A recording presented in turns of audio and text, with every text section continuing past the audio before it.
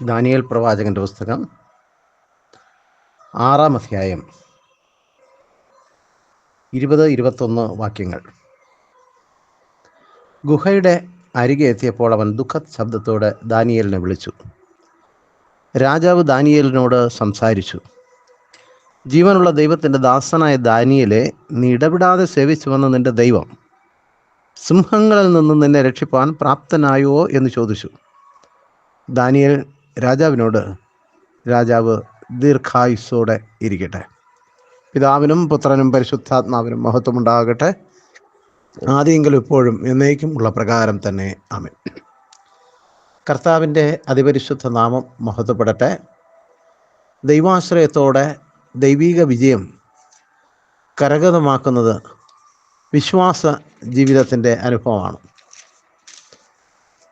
ദൈവനാമത്തെ മഹത്വപ്പെടുത്തുകയല്ലാതെ വിഗ്രഹാരാധന ആക്കുന്നതിന് താല്പര്യം കാണിക്കാതെ ദൈവസന്നിധിയിൽ വിനയപ്പെട്ട ദാനിയേലിനെ സിംഹങ്ങളുടെ ഗുഹയിലേക്ക് ദാരിയാവേശ് രാജാവ് എറിയുകയാണ്.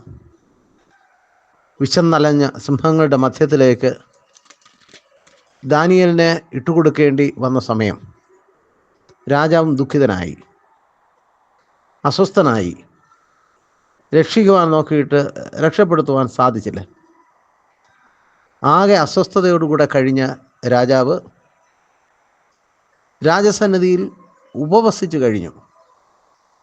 ഭക്ഷണം കഴിച്ചില്ല. പ്രഭാതത്തിൽ ഗുഹക്കരികെ ഓടിച്ചെന്ന് ദാനിയേലിനെ വിളിച്ചു.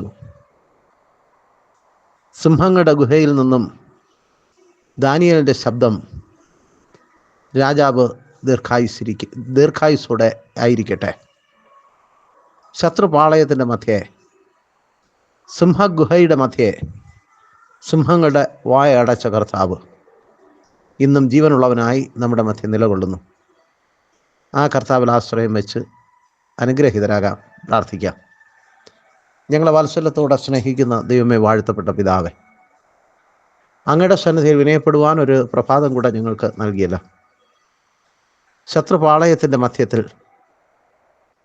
സിംഹങ്ങളുടെ ഗുഹയുടെ മധ്യത്തിൽ അങ്ങ് ഞങ്ങളെ രക്ഷിക്കുന്ന രക്ഷകനാകിയ നന്ദിയോടെ സ്തുതിക്കുന്നു.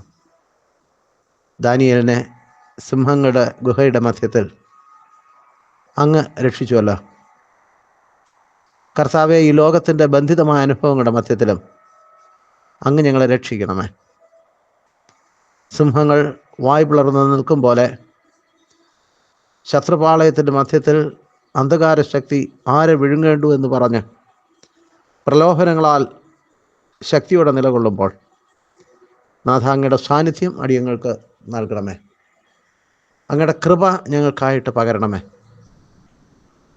ദാനിയേലിനെ പേർ ചൊല്ലി വിളിച്ച അതേ ശബ്ദം വിശ്വാസ ജീവിതത്തിലായിരിക്കുന്ന ഞങ്ങൾക്കും ശ്രവിപ്പാൻ കൃപ ചെയ്യണമേ. ആണിപ്പഴുതുള്ള കരങ്ങളാൽ ഞങ്ങളെ അണയ്ക്കണമേ. ക്രൂശിൻ്റെ മറവ് മറയ്ക്കണമേ. അങ്ങയുടെ സാന്നിധ്യം ഞങ്ങൾ അനുഭവിച്ച് ശത്രുപാളയത്തിൻ്റെ മധ്യത്തിൽ ശത്രുവിനായി പ്രാർത്ഥിപ്പാൻ ഞങ്ങളെ പ്രാപ്തീകരിക്കണമേ. ക്രൂശിലെ മരണത്തോടെ അത് യാഥാർത്ഥ്യമാക്കിയല്ലോ. കർത്താവിൻ്റെ കൃപ ഞങ്ങൾക്ക് പകർന്നു നൽകണമേ. പ്രതിസന്ധികളുടെ പ്രതിബന്ധങ്ങളുടെയും തളരാതെ പതറാതെ കർത്താവിൽ ശരണപ്പെടുവാൻ ഇടവരുത്തണമേ. യേശുവിൻ നാമത്തിൽ തന്നെ പിതാവേ, ആമേൻ. നമ്മുടെ കർത്താവായ യേശു ക്രിസ്തുവിൻ്റെ കൃപ, പിതാവായ ദൈവത്തിൻ്റെ സ്നേഹം, പരിശുദ്ധാത്മ സംസർഗം നമുക്ക് തുണയായിരിക്കുമാറാകട്ടെ. ആമേൻ.